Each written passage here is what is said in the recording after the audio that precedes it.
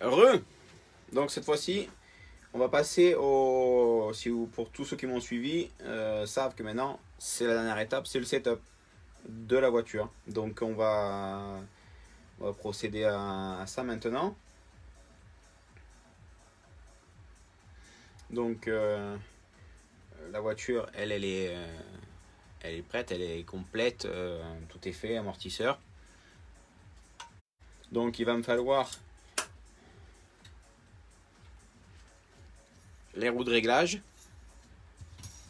l'escalier garde au sol. Pour le moment, je vais faire avec un banc de réglage type tout-terrain. À savoir que chez Genius, on a un banc de réglage qui est en cours. L'outil pour pouvoir régler la garde au sol, le drop. Et donc on va procéder au setup. Alors, pour commencer, on va faire la garde au sol. Bon là, la voiture, elle est brute de montage. Il n'y a rien qui est réglé, il y a tout qui est à faire. On part vraiment de loin. Donc je vais déjà monter les amortisseurs pour faire une garde au sol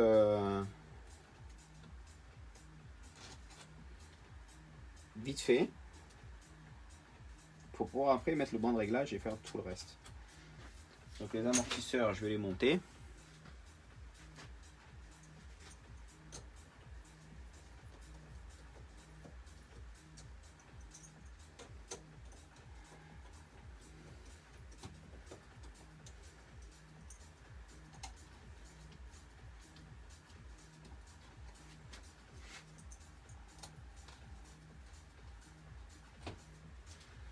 Voilà.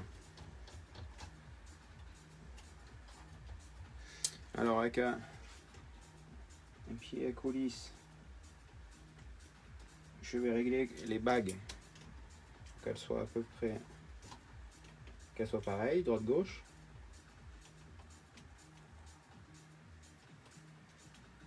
Voilà. Donc je vais faire pareil derrière. Donc les amortisseurs.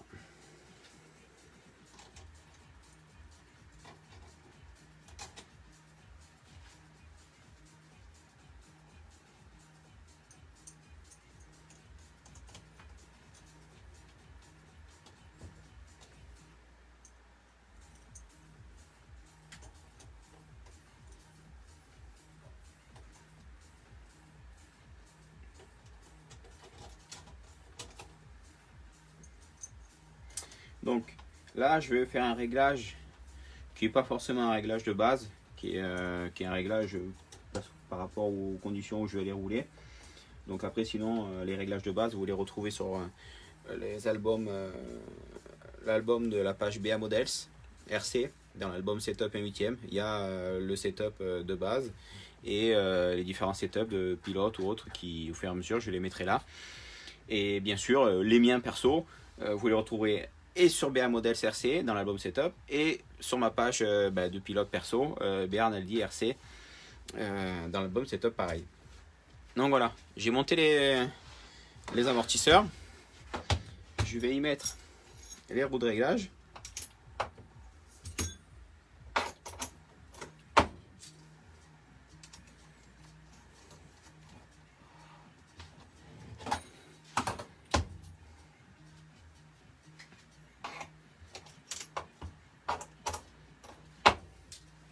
Alors là, je mets les roues de réglage. Bon, la géométrie, elle n'est pas faite, comme je vous ai dit, il n'y a rien qui est réglé. C'est pour déjà avoir une garde au sol, pour pouvoir régler les amortisseurs à une certaine hauteur. Donc là, je vais faire 9 de garde au sol derrière.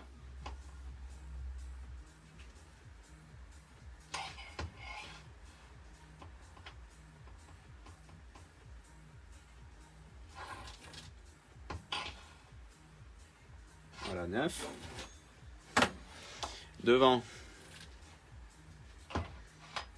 on va faire 9, on fait 8. Donc là, dessus, devant, il faut que je serre beaucoup plus.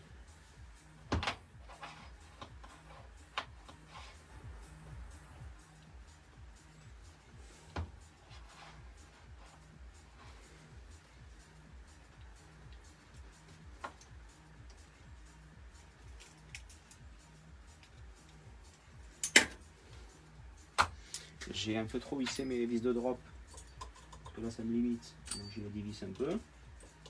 Le drop, on le fera après. Parce que là, comme j'ai dit, la voiture elle est juste assemblée. Mais elle n'est pas du tout d'écart.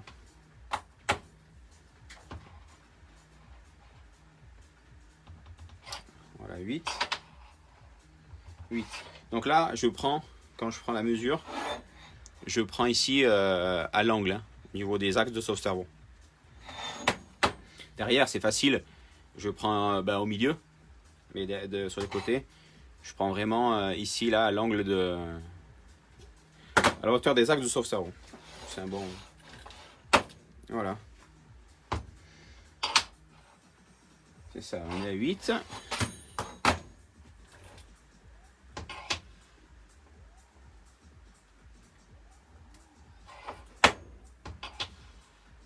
Voilà. Donc, quand vous faites la garde au sol, avec roue de réglage ou avec des pneus, donc ce que je conseille toujours, c'est de faire la garde au sol avec pneus neufs. Donc avec pneus neufs ou avec les roues de réglage. Donc vous prenez, vous appuyez, jusqu'à ce que le châssis touche, vous lâchez et vous prenez la garde au sol. Voilà, je fais un petit peu juste ça. Voilà. Donc n'hésitez pas à reprendre plusieurs fois la garde au sol pour être bien sûr de votre... Voilà. Donc une fois que la garde au sol elle est faite, on va commencer par l'arrière parce que c'est plus simple, parce que le pincement on ne le règle pas, vu que c'est fait par les inserts qu'il y a ici de triangle.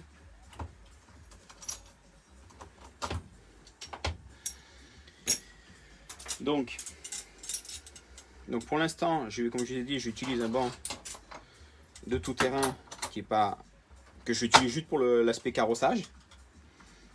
Alors une fois que le banc Ingenious sera fini d'ici peu, je pourrais utiliser le banc pour faire la garde au sol aussi. Et donc là, je regarde pas du tout la hauteur de châssis parce que la hauteur n'est pas bonne. Dans le sens, elle est faite pour les roues de TT qui sont grandes en diamètre. Donc je regarde pas du tout ça, je regarde juste le carrossage. Donc je prends une clé de 6 pour faire les biellettes. Bon, les messages en direct de Facebook ne marchent toujours pas, plutôt ne marchent pas. Donc si vous avez des commentaires ou autres, n'hésitez pas à me les poser et je vous répondrai quand la vidéo elle est finie. Donc là en carrossage, je vais mettre 2. Donc là j'étais quasiment bien et là je suis loin. Donc là c'est pareil, hein. Quand vous faites la garde au sol, pas la garde au sol, excusez-moi, le carrossage, vous appuyez un coup pour que la voiture elle se remette à sa hauteur normale. Dans le sens, pas la hauteur, parce que là je peux passer mes doigts dessous le châssis, mais la hauteur de suspension. Parce que quand on écrase les suspensions, qu'on la remonte, qu'on ait des roues de 10 cm ou de 50, ça revient au même, la suspension remontera toujours à sa hauteur avec la précontrainte. Donc là je suis à 2, là je suis à un petit coup de clé pour être bien.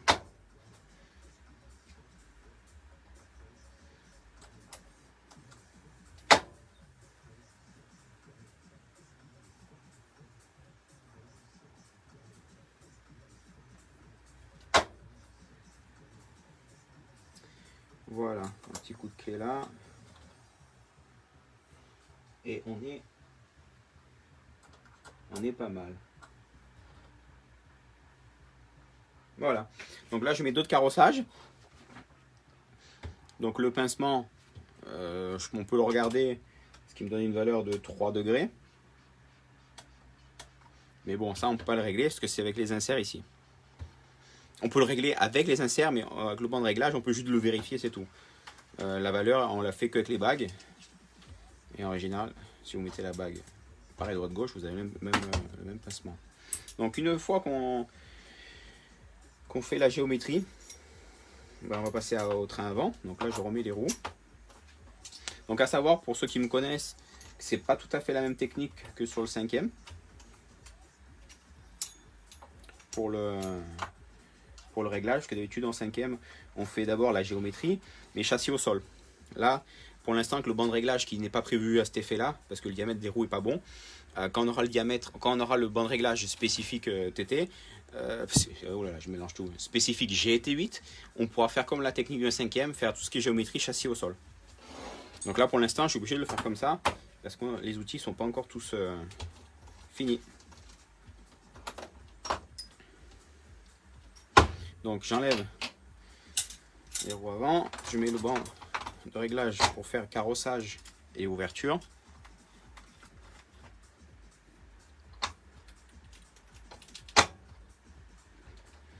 Donc devant je vais mettre 2,5 de carrossage. Donc là je suis bon, là je suis pas bon.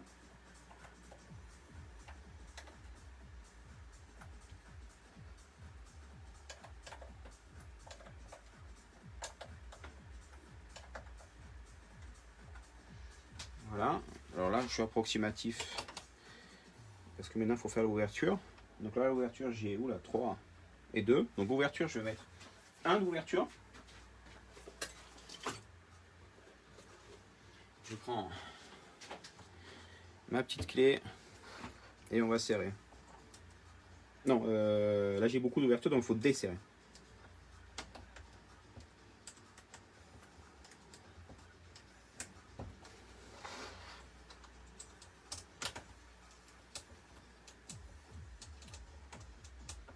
Alors autre conseil, quand vous faites ça, surtout au début quand c'est la première fois, vérifiez d'avoir toujours la même longueur de biellette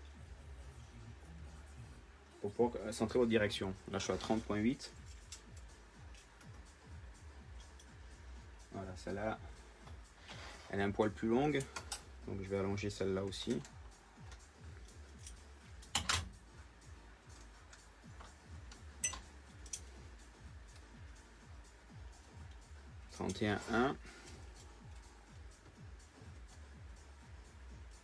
Voilà, bon, j'ai 2 dixièmes de différence, hein. C'est pas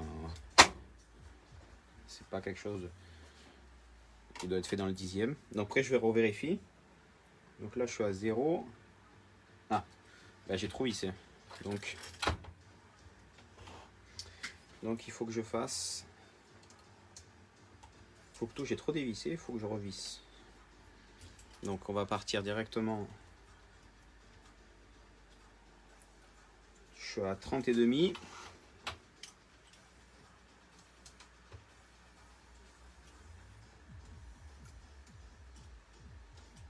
Bien sûr, je suis parti dans le mauvais sens.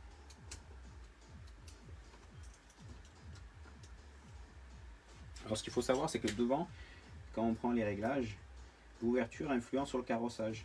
Voilà, 30,5 des deux côtés.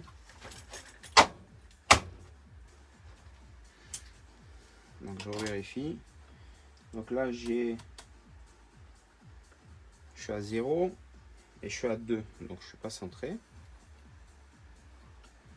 Là j'ai presque 1 et là j'ai un peu plus de 1. Donc voilà, là j'ai 1, là j'ai presque 1. Et j'appuie une fois et je vérifie mon carrossage. Donc là je suis de ce côté là, j'ai du bois, j'ai déjà démonté d'origine, je suis à 2,5. Et là je suis à 3, j'en ai. Donc on va rectifier ça.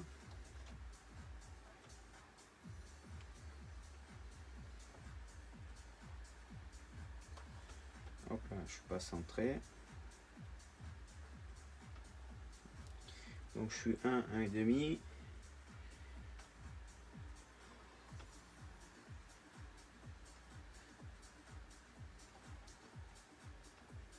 Donc faites attention de temps en temps avec le jeu qu'il peut y avoir dans les biellettes ou autres, quand la voiture elle a pris un peu de kilomètres. N'hésitez pas à prendre une mesure dans un sens ou dans l'autre pour pouvoir faire une moyenne, on va dire, pour que ça soit au plus juste. Donc 2,5 de carrossage devant, c'est bon. Et je suis à 1 d'ouverture sur chaque roue. Donc la géométrie, elle est faite. On sait que là maintenant les trains sont d'équerre.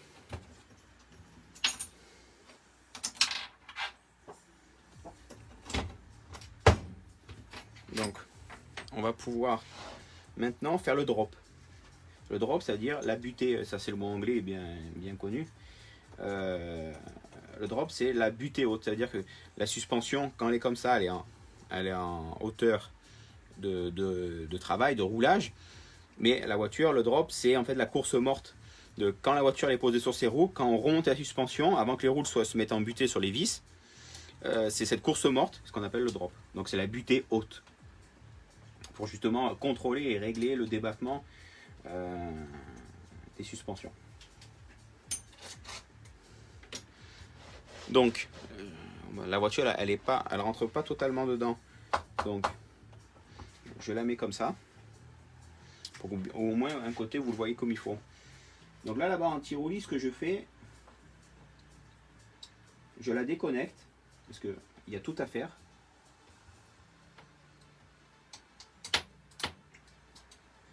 Voilà.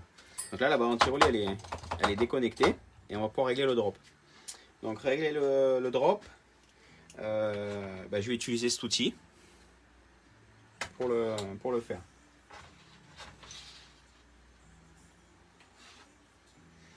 Donc je vais mettre 44 de hauteur. Donc à l'aide de la vis. Alors attention, pour bien faire ça, il vous faut une planche de réglage qui est droite. C'est très important parce que c'est le 0.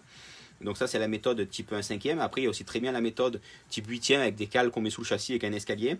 Donc là à l'heure actuelle j'utilise les outils du 1/5. Donc le châssis à plat. Donc quand, bon là la voiture elle est neuve donc elle est nickel. Mais quand vous roulez ça arrive que les châssis frottent, se rayent. Ce que je peux vous conseiller, si quand il peut y avoir des mauvaises rayures avec des petites comment dire, des petites baves d'alu parce que ça justement l'alu laisse entailler. N'hésitez pas à prendre une cale, vous voyez. Moi je prends une cale comme ça, je fais ça et je passe dessous sous le châssis avec du papier fin. Comme ça au moins toutes les aspérités qui peuvent déjà rayer votre planche et lui faire des tranchées, vous le faites pas. Et ce qui peut faire que votre châssis peut être un peu bancal sur la table, ne le fera pas. Donc ça c'est vraiment la base, le truc super important. Et pareil, quand vous posez votre châssis sur la table, une fois que vous avez nettoyé, que c'est nickel, donc j'en vois souvent qui me font des réglages avec des châssis pourris, que la gomme collée dessous, quoi. Non, si vous voulez faire un réglage nickel, c'est une planche nickel droite, un châssis qui est nettoyé. Et quand vous posez, ça fait pas crac, crac, crac parce que ça vous fait des rainures, par exemple une tête de vis abîmée, ou qu'il pourrait y avoir voilà, ça c'est à proscrire. Donc une fois que vous avez fait ça, vous posez, voilà, la voiture, le châssis, quand vous faites droite-gauche, pareil derrière, ça ne doit pas faire clic-clac, clic-clac, ça ne doit pas faire bancal, ça doit être posé, ça doit être plat. Si c'est posé, c'est plat, c'est que vous avez votre châssis qui est nickel, qui est droit, et vous partez d'une base nickel. Voilà, ça c'est super important à faire. D'ailleurs, ceux qui me connaissent en 5e, on fait les mêmes choses. Donc là après je prends, je règle. Donc là je suis à 11, il faut encore que je serre, il faut que je fasse 44.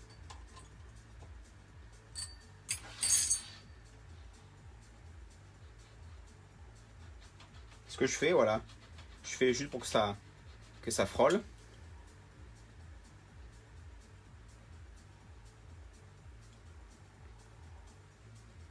Donc après ça c'est des réglages qui sont pas forcément ceux de base, hein. Après rien à vous rien n'empêche. Voilà, je bloque la mesure et comme ça en fait je vais pouvoir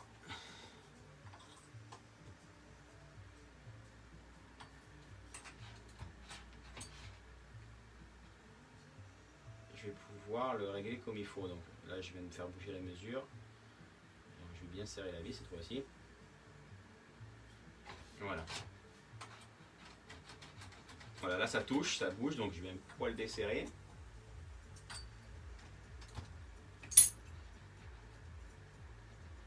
Voilà, là c'est nickel, ça vient, ça frôle. Donc ce côté-là il est fait. On fait pareil de l'autre côté. Alors.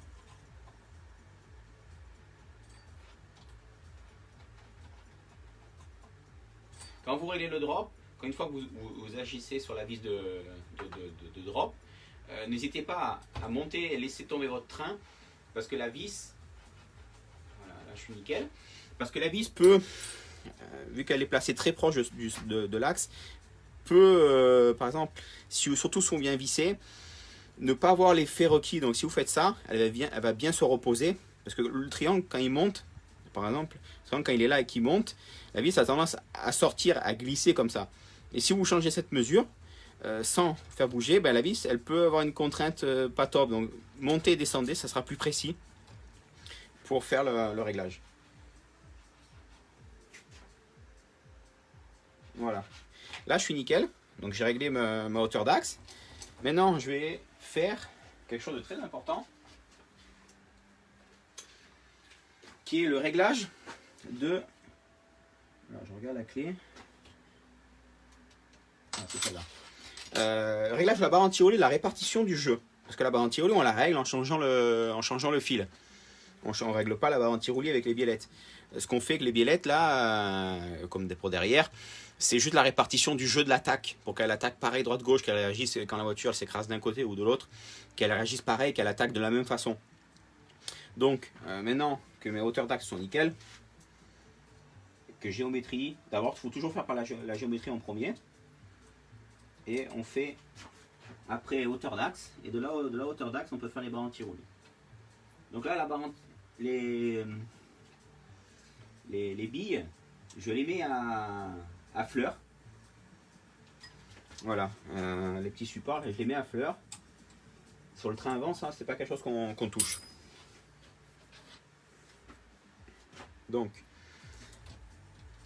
vous voyez, là, par exemple, la barre anti-roulis, elle n'est pas réglée, elle est pas bien réglée, parce que si j'ai bon, là vous voyez pas parce que c'est vraiment une vue sur le dessus, mais par exemple, je vais vous expliquer que quand je commence à lever ici, l'autre côté réagit de suite, il se lève de suite. Tandis qu'à l'inverse, ce côté-là, ben là je le bouge au moins de 1 cm et il se passe rien de l'autre côté. Ça veut dire que là mon attaque, elle n'est pas réglée droite-gauche comme il faut. Et bien sûr, c'est à ce moment-là qu'on vient toucher les biellettes de barre anti-roulis. Donc c'est pour ça que là j'ai monté les pas inversés options qui servent justement sans avoir besoin de démonter, déboîter la chape, visser, dévisser, ben avec l'aide de la clé, de le régler facilement. Donc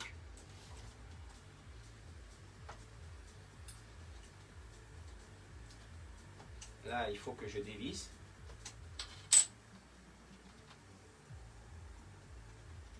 Je le fasse encore.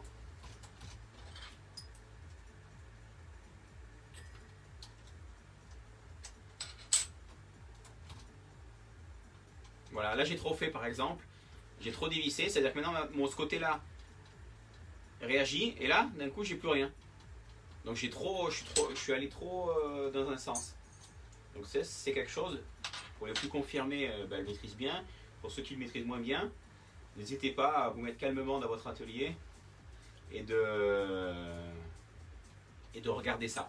Après, vous pouvez très bien vous aider avec une astuce aussi facile, vous aider avec l'escalier. Par exemple, vous le placez sous la fusée, vous faites glisser, vous mettez votre doigt, juste vous touchez pour avoir le contact, et vous montez votre fusée. Voilà, et vous voyez à partir de quelle hauteur ça vient réagir de l'autre côté. Comme ça, au lieu d'avoir qu'un feeling de doigt, là vous avez un repère technique fixe pour pouvoir vous aider à régler votre barre. Voilà, là par exemple, la barre, là je suis à 10. Là elle fait effet ressort parce que la barre elle marche. Là je suis encore en effet. Voilà, à 8. La vis elle est. Bon, les valeurs elles veulent rien dire, hein, c'est des valeurs. C'est juste pour avoir un point de repère, c'est pas 8 mm ou autre qu'il faut pas. Cette valeur elle sert à rien. C'est juste passer pour, au lieu d'avoir que le feeling du doigt, avoir un outil et quelque chose de plus simple sans avoir justement le feeling ou la sensation. Là, vous pouvez vous aider d'un repère fixe et qui ne bouge pas, qui n'est pas variable. Voilà, donc là, maintenant je fais pareil de l'autre côté.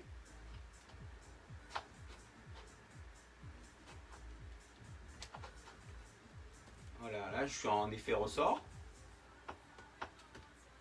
Voilà, en fait ma barre anti-roulis je l'avais bien réglée à la main. Bon, certes, j'ai pas mal d'habitude de le faire, donc je le fais assez bien. Mais si vous avez besoin, voilà, l'astuce c'est d'utiliser un escalier. Une fois que vous avez fait votre garde au sol, vous le glissez, vous faites monter. Vous prenez un repère et vous regardez de l'autre côté. À partir de quel moment, plus vous montez, par exemple là on part du côté avant gauche de la voiture, donc plus vous allez monter l'avant gauche, et vous regardez à quel moment la barre, elle va réussir à lever le train. Comme ça, vous pouvez répartir ce jeu grâce à la biellette. J'espère que j'ai été assez clair, mais voilà, si vous avez besoin, n'hésitez pas à me redemander. Donc une fois qu'on a fait géométrie, hauteur d'axe, réglage de barre entière,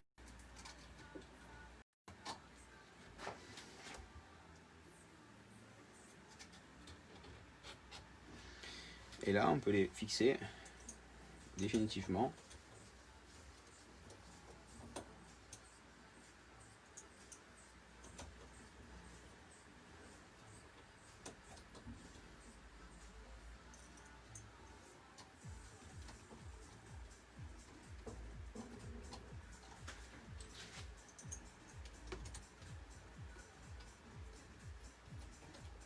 Voilà.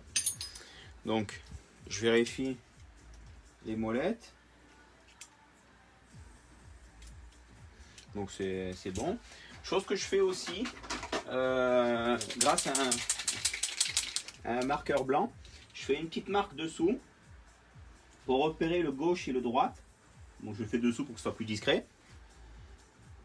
Et je fais une petite marque blanche sur la molette. Comme ça, si je viens en piste, besoin de retoucher ma garde au sol, si je veux faire un quart de tour, j'ai ce repère visuel pour que ce soit plus pratique. Donc c'est pour ça, là j'aurai un petit point blanc pour voilà, si je voulais faire ça, au moins je sais que rien que visuellement c'est facile à reconnaître. Donc voilà mon train avant, mécaniquement il est réglé, c'est opérationnel. Il me restera la radio à faire, que là j'ai pas encore vous voyez, c'est pas encore vissé, donc j'ai juste emboîté pour que ça soit rigide. Donc le train avant est réglé. Maintenant on va faire la même chose sur l'arrière. Donc là on a déjà fait la base de la garde au sol avec les roues de réglage. Donc là je vais enlever les amortisseurs pour pouvoir faire le drop, parce qu'on a fait la garde au sol et on a fait la géométrie.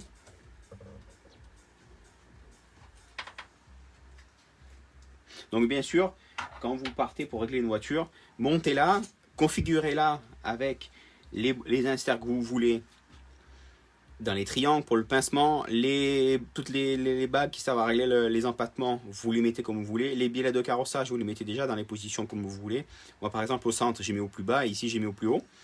J'ai mis 2 mm derrière, là sur le triangle central c'est 2 mm là. Voilà, mettez la configuration, toutes les attaches comme vous voulez.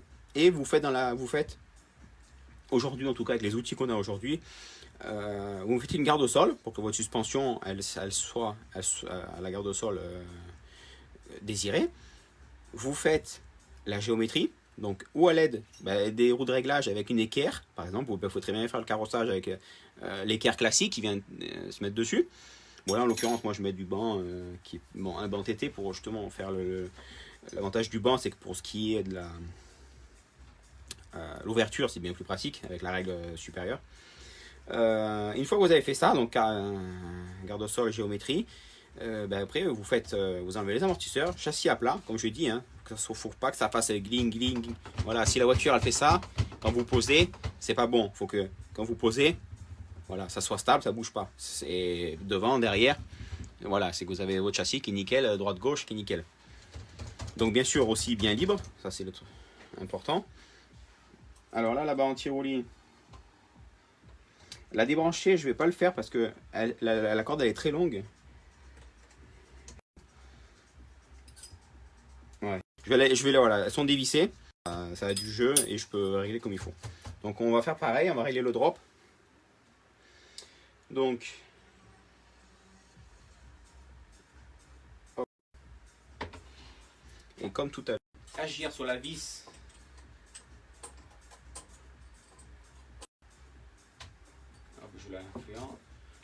Comme je vous ai dit, hein, n'hésitez pas à faire bouger votre triangle quand vous avez touché la vis.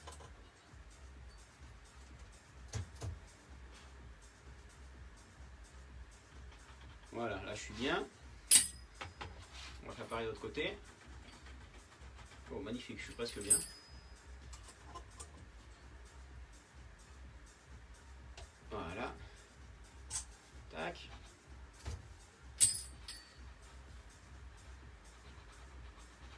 suis nickel.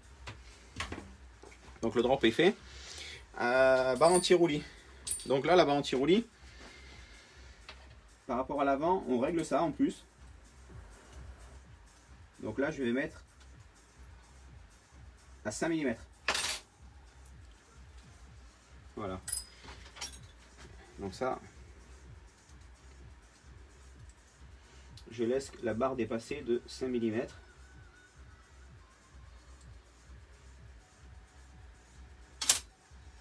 Voilà. Donc maintenant, bah, comme pour l'avant, on va régler l'attaque de la barre anti-roulis. Donc droite-gauche.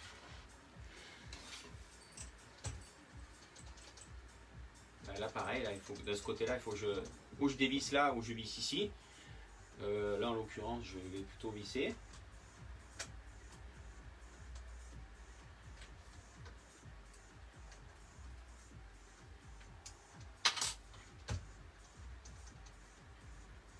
Donc pareil, vous pouvez vous prendre un repère visuel. Donc là de suite le triangle il est plus haut que devant. Parce que devant la fusée elle a une petite oreille donc c'est facile. Derrière là l'escalier vous voyez il passe dessous sans problème. Donc prenez un appui plus au centre. Par exemple ici là il y a un petit décoché. J'espère que vous voyez la vidéo. Ben, je vais prendre plutôt à cette mesure là.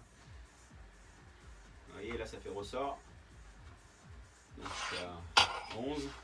On va faire pareil de l'autre côté. Ouais, j'ai un petit décalage.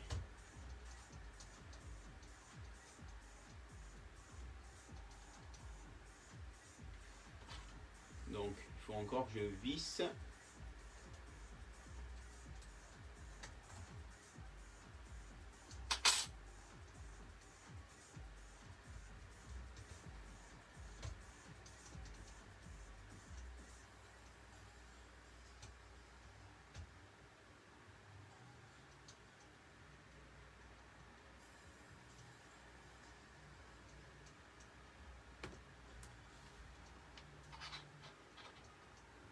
Donc, il ne faut pas que je visse, il faut que je dévisse.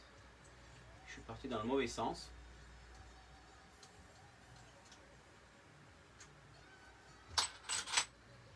Donc, vous voyez l'avantage de mettre ces petites options. C'est vraiment l'option très utile, ça, qui ne coûte pas grand-chose. Les pas inversés de barre anti-roulis. Parce que sinon, je serais obligé à chaque fois de dévisser la vis, visser la chape ou dévisser. Donc ça, c'est bien pratique. Alors, encore.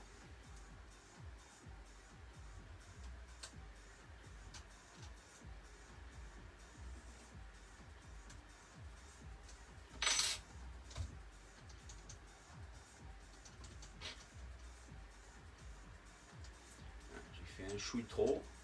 Donc là, on va revisser. J'y suis allé un peu trop.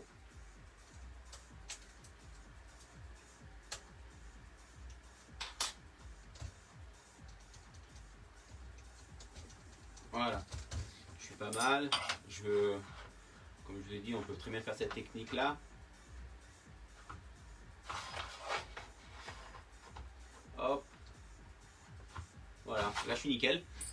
Donc, vous pouvez très bien faire cette technique là. Voilà, bien sûr le train, il faut qu'il soit libre. Donc maintenant qu'on a fait tout ça, ben, on peut remonter les amortisseurs.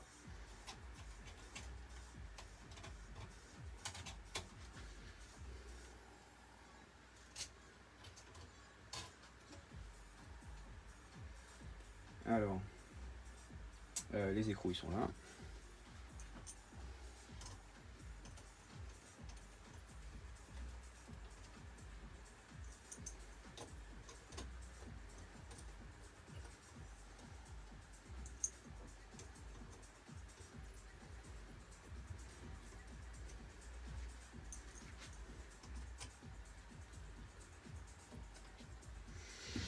Voilà, ben là, une fois que c'est tout réglé, on peut mettre des pneus.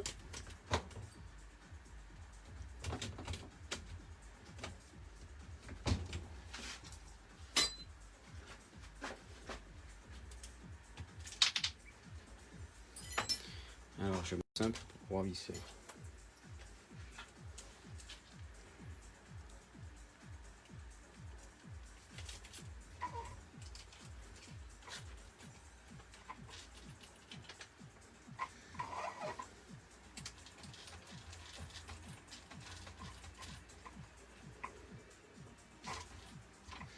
Voilà.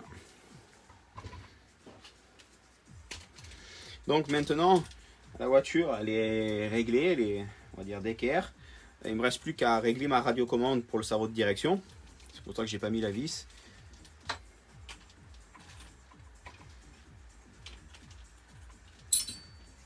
Voilà. Alors pour la direction, je vous donne un conseil. Pour le réglage, ou ici vous avez un petit trou sur la Karmann, sur la barre à Karmann. Alors pour faire le réglage maxi, parce que la voiture d'origine, elle permet d'avoir beaucoup de débattement, vous voyez. Il y a vraiment beaucoup. Donc ce que je vous conseille, c'est que là le trou, si vous voyez, là, vous êtes pile poil, le trou dépasse cette barre. Moi ce que je vous conseille, c'est d'aller vraiment au maximum, que le trou soit dessous, ou léger apparent comme ça. Voilà, là léger apparent, vous êtes plutôt avec la direction à 80%.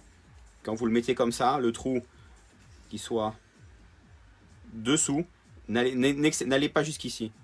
Là après ça fait vraiment beaucoup, vous avez vraiment beaucoup d'angles sur les roues. Donc je vous conseille ce trou là de prendre, hop, maximum de le mettre sous la barre. Donc voilà. Bon là c'est pas libre parce que le moteur électrique il est en contact. Voilà. La voiture elle est mécaniquement elle est prête. Alors vous voyez la course morte, on le voit mieux derrière parce qu'il y en a plus. J'appuie et si je lève, vous voyez par rapport au ressort, voilà, ça c'est la course morte, c'est ce qu'on règle, le drop. Et bien sûr, si je vérifie, voilà, 9.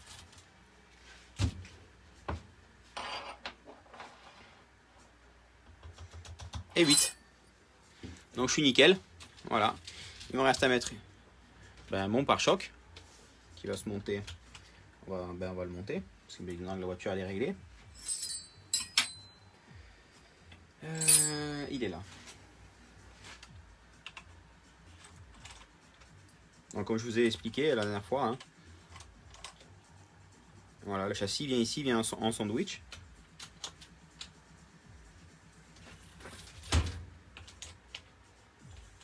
Alors,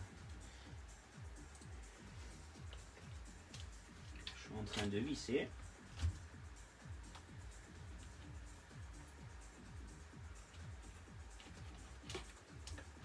Ah, j'ai fait une petite bêtise. Vous vous souvenez l'histoire des vis? Voilà, c'est dans ce sens-là qu'il faut les mettre. Donc je remonte et je serre.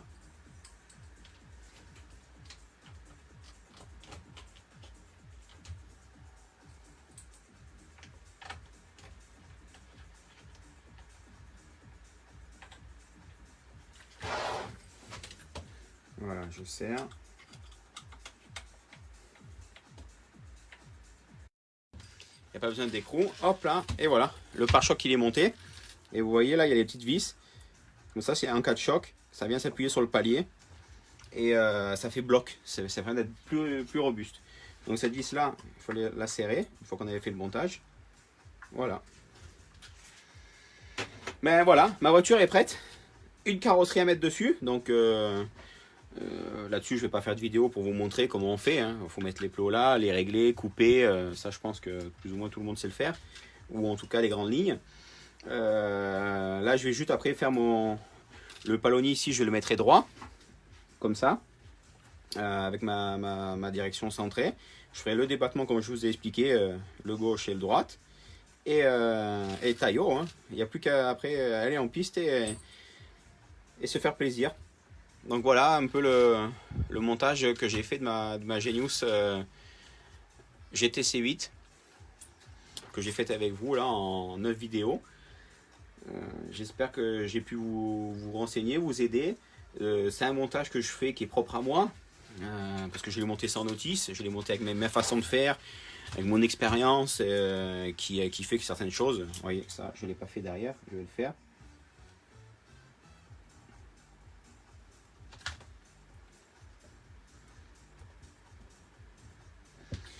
Donc c'est quelque chose qui est propre à moi. je vous ai expliqué dans le détail comment j'avais modifié l'avant, monté en tout cas, voilà, j'avais percé le trou pour pouvoir coller le bouton, parce que c'est vrai que c'est un peu chiant ce bouton là, que sur les variateurs d'aujourd'hui il n'y a pas le bouton intégré, en tout cas pas chez cette marque sûrement, peut-être dans d'autres oui, mais pas dans celle-là. Donc voilà, la voiture prête. Si vous avez des questions ou autres, n'hésitez pas. Alors, comme info que je dois rappeler pour les différents montages qui existent, parce que là, la voiture elle est d'origine chez Genius, elle est faite pour le règlement international, donc 4S, donc 2 accus de 2S. Et donc eux, ils l'ont pensé comme ça, mais nous en France, on a beaucoup de gens, voire les 3/4, voire même plus, qui roulent en 6S, donc avec 2 fois 3S. Ici, là, vous avez ça qui reste encore une pièce X-Ray, avec le support ici des plaquettes de frein. Et cette petite extension vient toucher les packs d'accu en 3S, parce qu'ils sont plus grands, plus hauts. Donc si vous voulez rouler en 6S, il faut cette petite extension là la couper pour que les accus viennent pas toucher, et la partie scratch qui est un peu juste pour la partie pour fixer les accus. Donc ça fonctionne, mais je vous conseillerais, cette information elle a déjà été remontée à Genius, donc ils vont modifier les scratchs pour les faire plus longs. Après, rien de... Parce que par exemple, un accu 6S, voilà, là, un accu 2S, je viens passer de l'autre côté. Pour un accu 6S, je vais venir qu'à moitié. Ils vont être plus larges, je vais venir qu'à moitié, donc il y a moins de prise. Fonctionner, ça fonctionne, mais c'est un peu plus juste si vous voulez être tip top. Il y a le scratch qui sera un peu court. Donc bon, le scratch, vous pouvez très bien le découdre et le rallonger un peu. C'est une bêtise. Je dirais que presque il faut excuser un peu Genius qui sont novices qui débutent dans cette catégorie-là et qui n'ont pas pensé à tous les détails de chaque pays, parce que c'est des détails justement le 6S propre à la France. Donc c'est quelque chose de... voilà, bon, c'est une bêtise, mais qui sera résolue. En tout cas, et qui rectifieront le tir pour les prochains coups. Pour les PMT, attention, suivant les voitures qui sont, je parle de Genius ou autres, qui sont montées d'origine avec des hexagones en standard, vu l'offset qu'a la jante, ça peut venir toucher la fusée, donc il faut utiliser minimum des hexagones de plus 1 mm. Parce que sinon, la jante peut venir à l'intérieur toucher la fusée et pas avoir un bon travail. Par exemple, ça c'est pareil chez Genius. Maintenant, ils vont mettre des hexagones pareil, plus larges d'origine dans les voitures. Parce que justement, c'est vu que beaucoup de gens utilisent les PMT pour justement pas avoir de problème et que d'origine les gens ils aient quelque chose qui va bien. Donc bon, c'est des petits détails de jeunesse, d'erreurs qu'ils ont pu faire, mais qu'ils ont bien noté et qui feront qu'ils rectifieront. Ils vont rectifier ça. Sinon après, c'est une voiture qui est nouvelle. Tous ceux qui ont commencé déjà à rouler avec, on a eu des super bons retours. Les gens étaient super contents et donc ça fait plaisir. Et comme d'habitude, en tout cas Genius va travailler pour être mieux à chaque fois et s'améliorer et vous donner des produits qui vous feront super plaisir et vous pourrez vous éclater en piste. Bon ben voilà, sur ce, messieurs, bonne fin de journée, au plaisir. Comme d'habitude, tous les moyens sont bons pour me contacter. Téléphone, mail, je serai là pour vous répondre, pour vous aider, vous conseiller. N'hésitez pas, je suis là pour, en tant que le pilote de la marque ou en tant que revendeur ou autre. Je me ferai un plaisir de vous aider et pour que vous puissiez être tip top et que vous ayez du fun en piste. Merci de m'avoir suivi. Ciao ciao.